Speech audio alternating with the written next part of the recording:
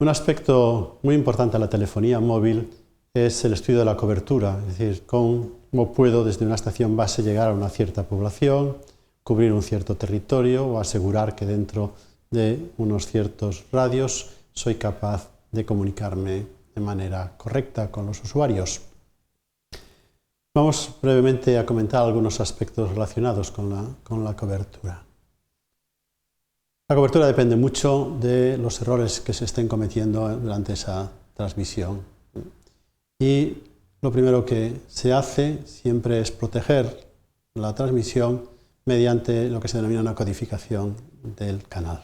Es decir, se conoce el canal de transmisión y se intenta protegerse de los errores que puedan aparecer por dos vías, detectando los errores y corrigiéndolos, si es posible. En ciertos sistemas uno puede transmitir y si el que recibe ve que hay muchos errores, le puede pedir a uno que vuelva a enviar los datos. En otros casos eso ya no se puede hacer y simplemente se envían los datos y el receptor carga con todo el esfuerzo de tener que detectar y corregir esos errores. Esto es lo que se hace en el caso que está aquí descrito, que son los procesos de corrección de errores en el receptor. La telefonía de tercera generación usa un proceso muy potente de corrección de errores a través de redundancia cíclica, añadiendo bits de paridad y también a través de entrelazado, haciendo que los bits de alguna manera también puedan protegerse en el caso de que se produzcan, digamos, fallos a ráfagas de los bits. Y hay maneras de protegerse, pero una que es relativamente simple de escribir es la que se conoce como un entrelazado. Imaginar que yo tengo una secuencia de bits que van llegando y estos bits que van llegando en secuencia yo los ordeno en una matriz y voy llenando la matriz con el primer bloque de bits en la primera fila, los pongo en la segunda, después la tercera y voy acumulando bits en una pila vertical de filas.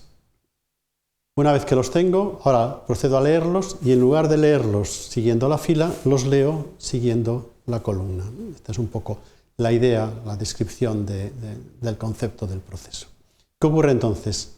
Que yo ahora ya tengo todos los bits entrelazados de una forma que conozco y si ya se pierden unos cuantos bits, estos ya no van a ser del mismo bloque, sino que van a estar repartidos en el proceso. Es decir, he conseguido que esos bits sean mucho menos dañinos si se pierden en este caso.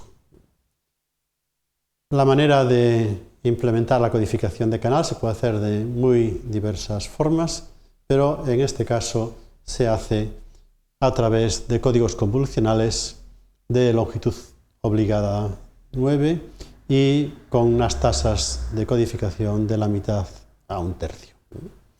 Esto significa que por cada bit de información que tenemos añadimos un bit de paridad de chequeo o por cada dos añadimos un tercero, uno, en fin, hay distintos valores dependiendo de cómo se incorporen los bits. Pero también se puede utilizar no solamente códigos convolucionales, sino también se pueden utilizar turbocódigos en estos casos. Los sistemas móviles de tercera generación, para evitar el efecto cerca-lejos, por el cual un móvil, si está muy cerca de la base, puede cegar otros que estén lejos, la base lo que hace es controla la potencia de ese móvil, pero lo hace de una manera muy rápida, prácticamente instantánea. ¿Cómo lo hace? Pues antes de iniciar la comunicación estima cuál puede ser la pérdida de propagación y le dice al móvil que ajuste su potencia. En el momento que empieza a transmitir va midiendo la relación señal-ruido y le va ajustando la potencia para meterla dentro de su marco, de aquel que para este caso quiere. Y lo hace una vez por trama, es decir, es capaz en este sentido, por intervalo de tiempo, es capaz de hacerlo 1500 veces por segundo, es decir, una vez por cada intervalo de tiempo. Y el móvil responde ajustando continuamente su potencia. Este control de potencia, además de evitar este efecto, tiene también una mejora apreciable en los desvanecimientos para controlar los desvanecimientos en los móviles, cuando el móvil se está moviendo. Bien, hay un problema adicional y es que todas las señales de espectro ensanchado más o menos se asemejan al ruido. Por lo tanto, todos los usuarios que están en la celda compartiendo los recursos interfieren unos con otros dependiendo de la carga de tráfico que tengamos en la celda. Y esto lo que conlleva es una subida en el nivel de ruido. Y la interferencia aumenta el ruido. Y dependiendo de la carga del tráfico cursado, pues entonces este nivel va avanzando.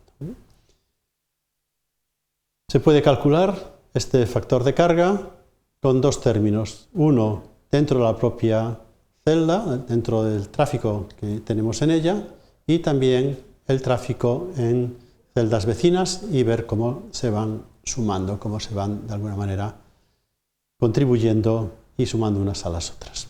Estos son los parámetros que definen el factor de carga en el enlace ascendente y aquí están descritos los valores típicos que tiene este factor de carga, entre 0,5 y 0,8, y los parámetros que intervienen, pues aquí están descritos. Dependen de cada usuario, dependen de la velocidad de datos y sobre todo del factor de actividad. Por ejemplo, cuando estamos hablando por teléfono, pues típicamente la mitad del tiempo pues estamos callados, estamos escuchando, estamos esperando.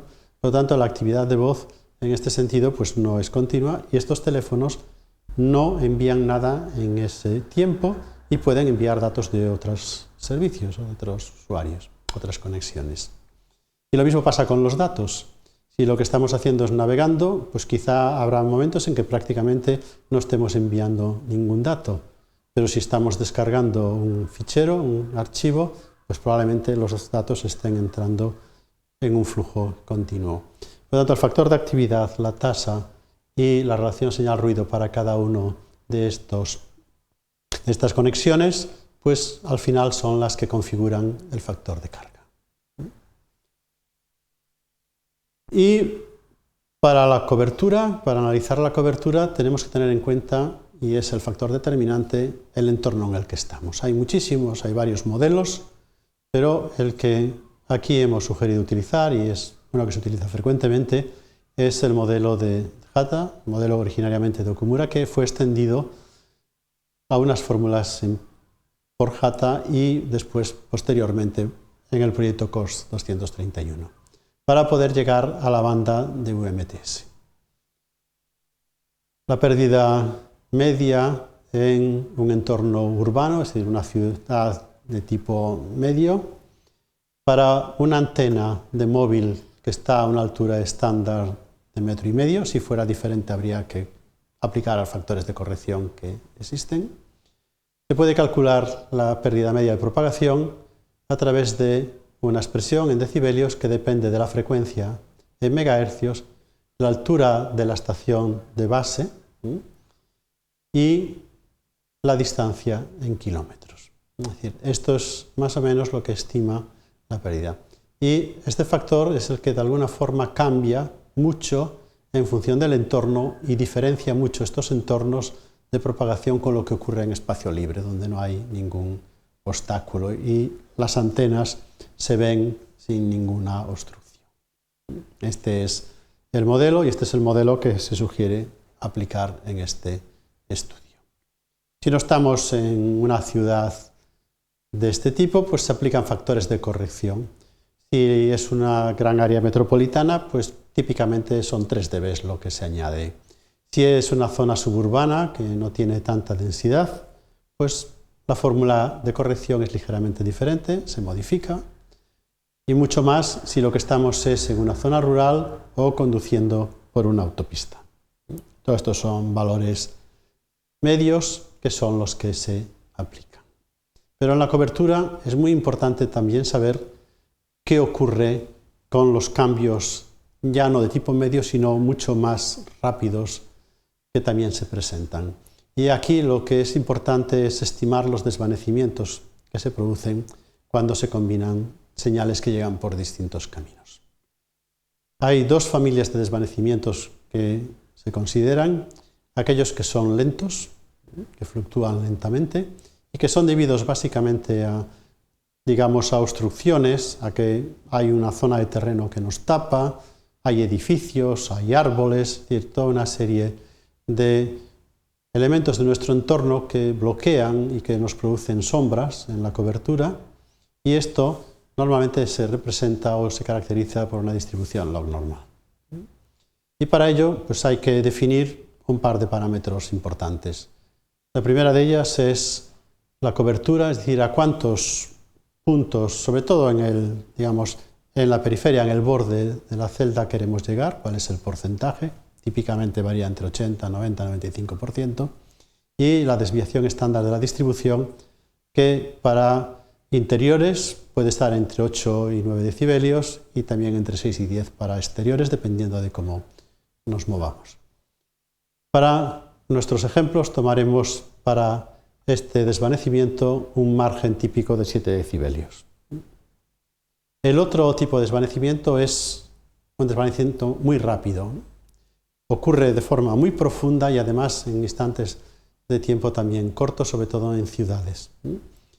Y ello es debido a que al movernos nos puede llegar un par de señales de más o menos la misma intensidad o más y pueden empezar a interferir de manera muy destructiva. A 2 gigas, pues simplemente una diferencia de camino de 7 centímetros hace que dos señales iguales ya puedan entrar en procesos de cancelación. Pero los sistemas 3G son, en este sentido, están dotados de un instrumento de control de este proceso que ayuda mucho. Y al utilizar ahora un pulso tren de pulsos mucho más largo, entonces ya los 3,84 megachips que tenemos aquí se corresponden a la velocidad de la luz a 78 metros, con lo cual tenemos mucha más capacidad para que el receptor actúe y pueda compensar y corregir esos desvanecimientos. El modelado se suele hacer con la distribución de Rayleigh y nosotros aquí pues vamos a tomar un cierto margen que típicamente está entre 2 y 5 decibelios y tomaremos en los ejemplos que vamos después a escribir pues un valor de 4 para uno de los casos. Por último, si el móvil está recibiendo señal de más de una estación base, al poder acumularlas, al poder de alguna manera agrupar todas esas señales y procesarlas en sincronismo, lo que consigue es una ganancia que suele estar entre 2 y 4 decibelios. Nosotros consideraremos aquí una ganancia por este proceso, que simplemente es una mejora de unos 4 decibelios.